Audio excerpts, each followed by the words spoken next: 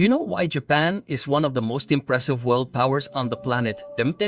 It's not because they were born with a special talent. It's not because everything was handed to them. It's because laziness doesn't exist in Japan. Well, let me correct that. Laziness does exist, but they don't treat it like something normal. They treat it like what it really is, a disease. A disease that kills you slowly, that steals your dreams, that turns you into a ghost that breathes but doesn't live. I'm already drunk. And here in Latin America, do you know how we treat laziness? We celebrate it. We justify it. We romanticize it. We say things like, I'm tired, I deserve to rest, I don't feel like it today, I'm just not motivated. And while we continue to make excuses, we continue to sink deeper and deeper into mediocrity. And then we ask ourselves, why are other countries outperforming us? Why are others advancing while we remain stagnant? And the answer is simple but painful. They work while we make excuses. I was born in Colombia but raised in Japan. My father is Japanese, my mother is Colombian. I have lived in both worlds, seen both cultures, and experienced both mentalities. Let me tell you something that may hurt but that you need to hear. The difference between a culture that progresses and a culture that stagnates is how they treat laziness. In Japan, if you are lazy, you are an embarrassment, not to others but to yourself. In Latin America, if you are lazy, you find 1,000 friends who will justify you. Relax, we are all tired. Rest, you only have one life. Don't stress so much, and those friends are killing you with their misunderstood compassion. Today I am going to share with you the 7 methods that the Japanese use to treat laziness as the disease that it is. And I warn you, these are not gentle methods. They are not nice words of motivation. They are harsh treatments for a deadly disease. Because let me ask you something, how many dreams? How many dreams have you killed with your laziness? How many opportunities have you let pass you by because you didn't feel like it? How many times have you said, tomorrow I'll start, and that tomorrow never comes? Laziness is not harmless. Laziness is the cancer of your potential. The first Japanese method is called Ichigo Ichi. It means once, one encounter, or more simply, this opportunity will never come again. The Japanese live with the awareness that each moment is unique and unrepeatable, that this morning you're wasting in bed will never come back, that this day you're throwing away because of laziness is a day you'll never get back. They don't procrastinate because they understand that procrastinating is robbing you of your future. I remember so much when I arrived in Japan with my mother. I was 8 years old, and we were very Colombian, relaxed, easy going. We'll do it tomorrow, we'll do it later, not now, later. My father looked at us with a mixture of confusion and horror, and one day, he told me something that left its mark on me forever. He said, Kenji, in Colombia, you say tomorrow. In Japan, we say now. It's that simple, a forward-moving nation versus one that lags behind. And as a child, it bothered me. I thought my father was too strict, too demanding, too rigid. Why couldn't we be more relaxed? Why did everything have to happen now, immediately? But today I understand. Today I'm grateful, because Ichigo's now mentality that this opportunity won't come back is what has allowed me to achieve things that I myself didn't think were possible.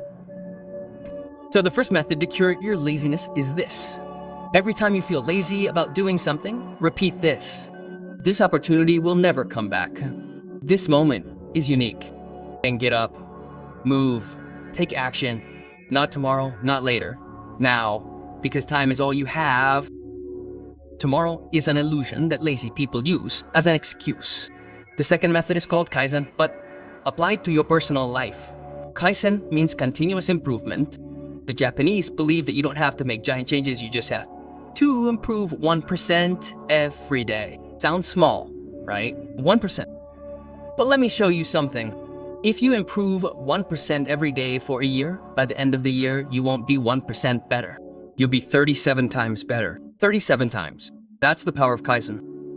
But if you get 1% worse every day because of laziness, procrastination, doing nothing, by the end of the year, you'll have lost practically everything. You'll be almost at zero. So laziness is not neutral. It's not that you stay the same. It's that you sink. It's that you regress. It's that you die a slow death. I knew a man in Osaka. His name was Mr. Yamamoto. He worked cleaning toilets at a train station. He was 60 years old, and I saw him every day on my way to work. And he impressed me because he cleaned those toilets as if they were a sacred temple, with a dedication, with a care, with a love that I had never seen before. And one day, I went up to him and asked, Mr. Yamamoto, why do you clean so diligently? It's just a bathroom. And he looked at me with eyes full of pride and said something I've never forgotten. He said, young man, I don't clean bathrooms. I practice excellence. Every day I try to clean better than I did yesterday. Every day I look for a stain I didn't see before. Every day I perfect my technique. If I do this with excellence, I can do anything with excellence. And he taught me that Kaizen is not about your work, it's about your character. So the second method to cure your laziness is to commit to improving 1% every day. Don't tell me you're going to change your whole life tomorrow. That's a lie. Tell me, what are you going to do today that's 1% better than yesterday? Are you going to wake up 5 minutes earlier? Do it. Are you going to read a page of a book? Do it. Are you going to do 10 push-ups? Do it. 1%. But every day, no excuses, no negotiations, no laziness. The third method is called Shoshin, beginner's mind. The Japanese believe that one of the causes of laziness is that we think we already know everything, that we've done it before, that we already know the results, so we get bored. We're lazy to repeat ourselves. But Shoshin says, approach each task as if it were the first time, with curiosity, with humility, with a desire to learn. I worked in a car factory in Japan when I was 18 years old, and there was a man who had been doing the same job for 30 years. 30 years installing the same screw in the same place. I thought, this man must be bored to death inside. But one day I really observed him, and I realized that he looked at each car as if it were his first. He checked each screw with the same attention, making sure it was perfect. And I asked him, don't you get bored of doing the same thing for 30 years? And he told me every car is different. Every screw is unique. I don't do the same thing. I perfect the same thing. And there I understood that mental laziness comes from the arrogance of believing that we already know. When you adopt Shosen, when you recover the beginner's mind, everything becomes interesting again. Everything becomes an opportunity to learn. And when something is interesting, laziness disappears. So the third method is this. Before doing any task, especially the ones that make you lazy, say this. I'm gonna do it as if it were the first time. I'm gonna find something new. I'm gonna learn something. And do it with that attitude. You'll see how laziness evaporates. The fourth method is gamen, which means perseverance with dignity, the Japanese don't believe in giving up. They don't believe in saying, I can't. They don't believe in laziness as an excuse. They believe in gamen, in enduring, in persevering, in moving forward, even if it's difficult, even if you're tired, even if you don't feel like it, because your desire doesn't matter. What matters is your commitment. And here comes something strong that I need to tell you. In Latin America, we have confused self-care with complacency. We have confused rest with laziness. We have confused respect for our emotions with being slaves to our cravings. And that is killing us, because it turns out that we never feel like doing what we have to do. We never feel like working hard. We never feel like being disciplined. We never feel like sacrificing ourselves. So, if we live governed by our desires, we will never achieve anything. The Japanese do not ask if you feel like it. They ask if you are committed. And if you are committed, you do it. Whether you feel like it or not, tired or rested, motivated or not motivated, you do it because you said you were going to do it. And your word is worth more than your comfort. I had a martial arts teacher in Japan who made us train until we literally couldn't do it anymore, and I would complain, Sensei, I am tired. Sakem. And he would look at me and say, Kenji, tiredness is mental, pain is mental, laziness is mental. Your body can do much more than your mind believes. Show your mind who it is, commands. And he kept us going. And he was right. When I thought I was finished, I was still going. When I thought I was gonna collapse, I didn't collapse. It was my weak mind trying to protect me from the discomfort, but growth lives in discomfort. So the fourth method is to practice laziness. When you're tired, when you don't feel like it, remember this. My desire doesn't rule me, my commitment does, and do it. Without drama, without complaints, with dignity, like a samurai facing the battle, even though he knows it's going to hurt. The fifth method is called Sai Ton Seiso, the 3 S. Order, organization, cleanliness. The Japanese believe that your external environment reflects your internal state. If you live in disorder, your mind is in disorder. If you live in dirt, your life is dirty. If you live in chaos, you are chaotic. And that disorder breeds laziness. Because in disorder, everything feels overwhelming, everything feels complicated, and when something feels complicated, you are lazy to start. I remember when we lived in a small apartment in Tokyo. Every morning, without fail, my father would clean. The first thing he did, it didn't matter if the apartment was already clean, he would clean it again. And I would ask him, "Dad, why are you cleaning when it's already clean?" And he would say, "I don't clean to make it clean. I clean to clear my mind. When my surroundings are in order, my mind is in order. And when my mind is in order, I can do anything." And I thought that was foolish. Until years later, when I was living alone and going through a crisis, my apartment was a mess. Clothes strewn about, dirty dishes, clutter everywhere, and I felt paralyzed. I couldn't work, I couldn't think, I just wanted to stay in bed. And one day I remembered my father's words, and I got up and cleaned. I cleaned everything, organized everything, tidied everything up, and when I was done, something changed in me. My mind felt clearer, my energy returned, the laziness went away, and I was able to work. Clutter and laziness are best friends. They feed off each other. Order and action are also best friends. So the fifth method is this. If you're struggling with laziness, start by decluttering your space. Do it right now, not tomorrow. Now, throw away what you don't need. Organize what you do need, clean up your space, and watch your mind clear and laziness dissolve. The sixth method is called hansei, which means deep reflection. The Japanese do something at the end of each day that almost no one in the West does as. They sit down and reflect. What did I do well today? What did I do wrong? When was I lazy? What am I going to improve tomorrow?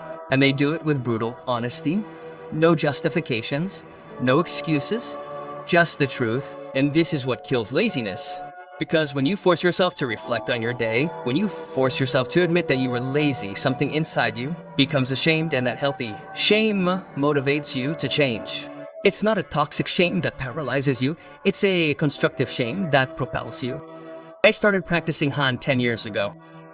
Every night before I go to sleep, I write in my journal, and there's one question that never fails to come up. What was I lazy about today? And I force myself to answer honestly, because it's easy to lie to myself during the day, it's easy to justify my laziness, but when I sit down at night and have to write it down, I can't lie to myself anymore. And that honesty is what has kept me disciplined for years, anas. So the sixth method is to practice Han every night.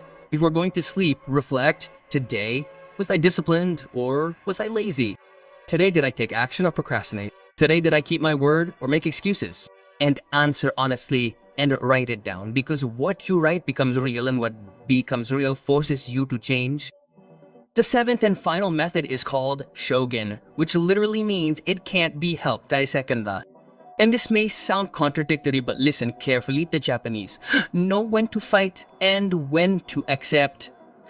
They are aware of the distinction between what you control and what you don't. And laziness often comes from wasting energy. We're worrying about things we can't control. And when we waste all our energy on useless worries, we have no energy left for action. And that feels like laziness, but it's actually mental exhaustion. Shogunai teaches you to let go of what you can't control and focus all your energy on what you can control. You can't control the past, Shogunai, let it go. You can't control what others think of you, Shogunai, let it go. You can't control the economy of the country, Shogunai, let it go. But you can control your actions today. You can control your effort. You can control your discipline. So focus your energy there. I met an old man in a temple in Kyoto. He was 85 years old and still working. I asked him, "Grandpa, aren't you tired? Don't you want to rest?" And he looked at me with a smile and said, "Young man, resting is rusting. I work because my body can still work. The day I can no longer, Shogunai, will be the time to stop. But while I can, why waste the gift of being able to move my hands, my feet, my body? Laziness is an insult to life." And those words destroyed me, because I was 30 years old at the time, and sometimes I was too lazy to get out of bed. And here was an 85-year-old man working with joy, with purpose, with gratitude for being able to do it. And I felt ashamed, and from that day on, I changed. So the seventh method is to practice shogunai. Let go of what you cannot control. Stop wasting energy on useless worries and focus all your energy on what you can control, which is your action, your effort, your discipline, your commitment. And when you do, you will see that laziness disappears. Because laziness is not a lack of energy. It is misdirected energy. Now let me ask you something, and I want you to be brutally honest with yourself. How much of your life have you wasted because of laziness? How many opportunities have you let pass you by? How many dreams have you killed? How many better versions of yourself have you sacrificed on the altar of comfort? And the most important question, are you going to keep doing it, or are you going to treat it like a disease that needs to be cured? Because let me tell you something that no one will ever tell you. Time doesn't wait. Life is not going to give you another chance. This moment that you're living right now is the only one that you're guaranteed. And if you waste it on laziness, it's gone forever. There's no rewinding. There's no replaying. It's now or never. I've seen too many people reach the end of their lives full of regret, full of if onlys, amafaha. And all of that regret comes from one source, laziness. Of not having acted when they could have, of having put off what was important, of having chosen comfort over growth. And I don't want you to be one of those people. I don't want you to reach 60, 70, 80 years old and look back and realize everything you could have been, but you weren't because you were lazy, because that is the greatest tragedy of all. It's not failing at trying. It's never having tried because of laziness. So today you are going to start treating your laziness like an illness, and you are going to apply these 7 methods as a treatment. Not tomorrow, not next week, not when you feel motivated. Today, now, be Goichi. This opportunity will never come again. You are going to commit to improving 1% every day with Kaizen. You are going to recover your beginner's mind with Shoshin. You are going to practice perseverance with dignity with Gaiman. You are going to organize your space with Seiri Satan Seiso. You are going to reflect honestly every night with Hansei. And you are going to let go of what you can't control and focus on what you can with Shoganai. To put it bluntly, this won't be easy. The first few days, you're gonna want to give up. Your body is gonna protest. Your mind is gonna make excuses. Your lazy friends are gonna try to sabotage you.